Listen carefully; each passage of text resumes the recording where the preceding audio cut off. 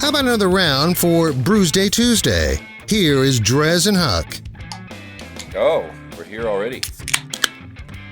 Here we is. See that? It just missed the microphone. Well, remember like last week, you said you didn't like the quantity. I took it out. Oh, good. No, I'm just kidding. I guess didn't listen. I don't know how. Somebody wants to hit that button. Usually they rotate. So either way, it is Brewsday Tuesday. My name is DreZ. We have Huck from Huck's Beer Buzz with us in studio, brightening some very nice beers. These are you brought us some what's the word I'm looking for? Nana and a boo boo. No, well, we already did. Like gems. These are nice, like rarities, if you will. And although that last one wasn't so nice, and you tried it over the break, you're with me on that one, right? That and I was pretty careful about bringing it back cold. Little kitty boy's day off wasn't fantastic. Yeah, something's not quite right with it. Little kitty boy needs another day off. All right, well, we're going to give the Veil another shot. I am trying still. What does this say? Still stroining?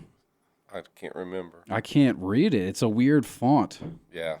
But while you're trying to read that, either way, it's 8%, so I'm liking it already. Oh, and I'm spilling. Oh, boy. This is like, oh, wait, I'm sorry, it's upside down. It's like bros. Oh, yeah, that's right. They put night. They put the label on upside down. Well, the people are right side up, but I think they mean that they're going to sleep because they're drinking it. Because I think it might be a big one as well. I have to change from my sunglasses to my reading glasses. Oh, boy. Recycle or die. Keep cold, drink today. Don't wait till tomorrow. Double dry hopped Indy Pale Ale. 9? I think it's a 9. You're going to have to help me out. My eyes are still weak. All right. 9%? 9% by volume? 9% ABV. Yeah. Oh, So you saved the big boys for this round, which is cool. Well, I always try to save the best for last. All right, fair enough. Well, this one smells good. Yeah. All over my counter that I just spilled it on. You can get to share it with your fellow radio personalities. Oh, man. Look at how thick this is. Yeah, that's the other thing. This looks like egg yolk. These beers are brothers. Dude, look at that, man. Yeah. Oh, my gosh. I do love the look of that beer. That's a beautiful thing right there. So this beer is like, it's dry in my mouth, like the yeast and the alcohol. But, you're not getting 9%, I get no heat. This beer is good. I think we might have found the ones we're looking for. These are the beers we were looking for. Okay, this is not good. My phone is not on. My phone is not working. My phone. Usually take a picture of it, and my phone is not on. Well, I'll take a picture of your phone if you want. Okay. Well, we'll see. Anywho, I digress. So, what else? What else do we want to talk about in regards to the Veil? What's the skinny? Well, the thing is.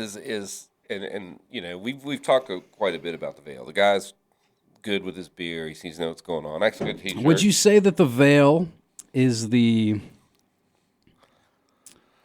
Damascus of Northern Virginia? Yeah, of Richmond.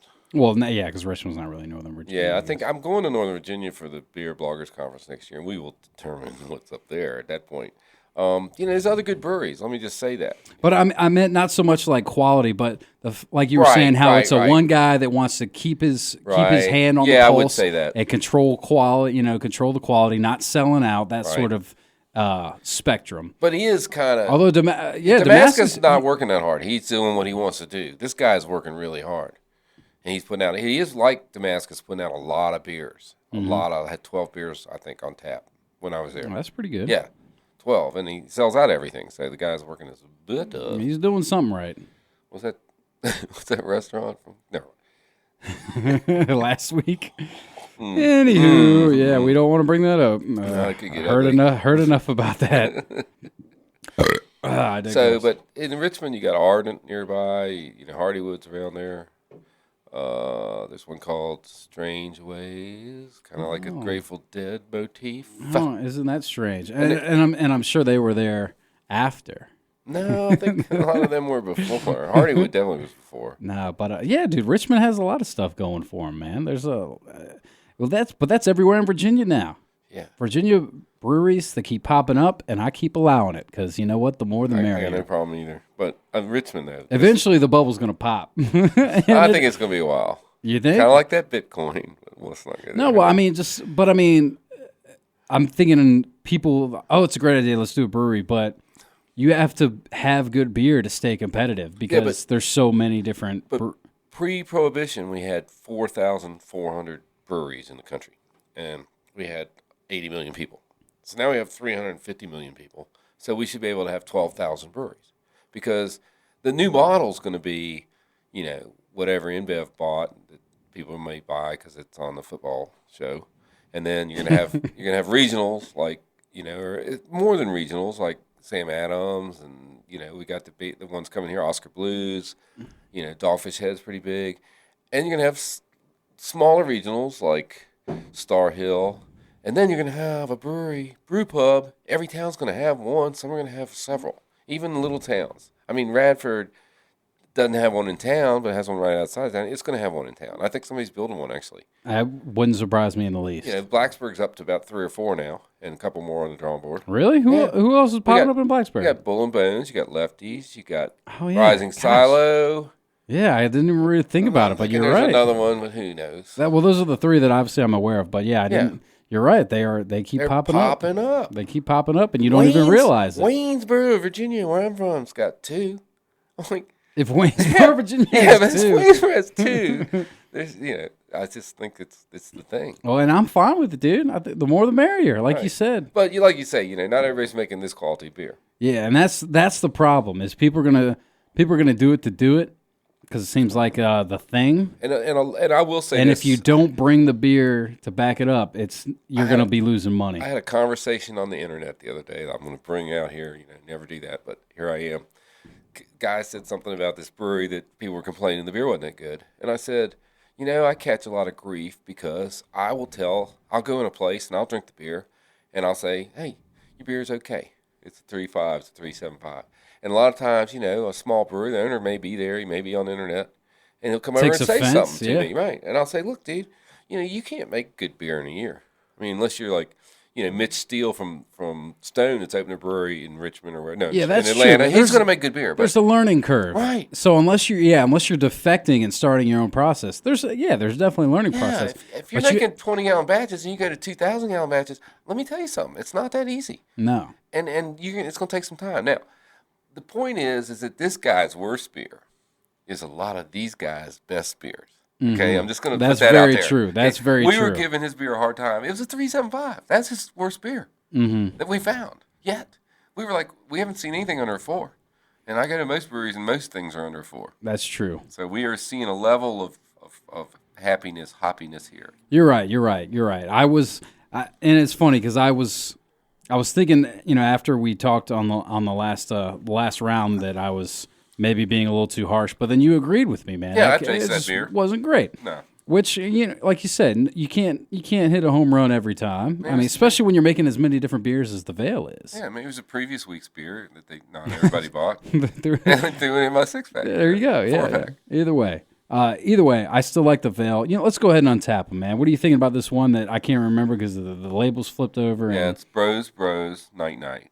And, Bros, Night. Yeah, and I think at 9%, oh, here. It might be Huck, Night. If I can't read this, I'm guessing you won't be able to. Well, if I put my give it a shot. Let me put my other glasses on. Yeah, put your glasses on and tell me if you can figure that out. Actually, I remember it from before, maybe. Well, maybe striving. Still striving. See, striving from the Boy Day Off. Oh, that's what it is. The V, it's so close it looks like an O. That threw me off. Still striving. Definitely. So this beer is definitely better than previous beers, but still not that 5 we're looking for. The look of it, man, that just shouts good craft beer. But because of the high bar we're putting on this guy, 4.75.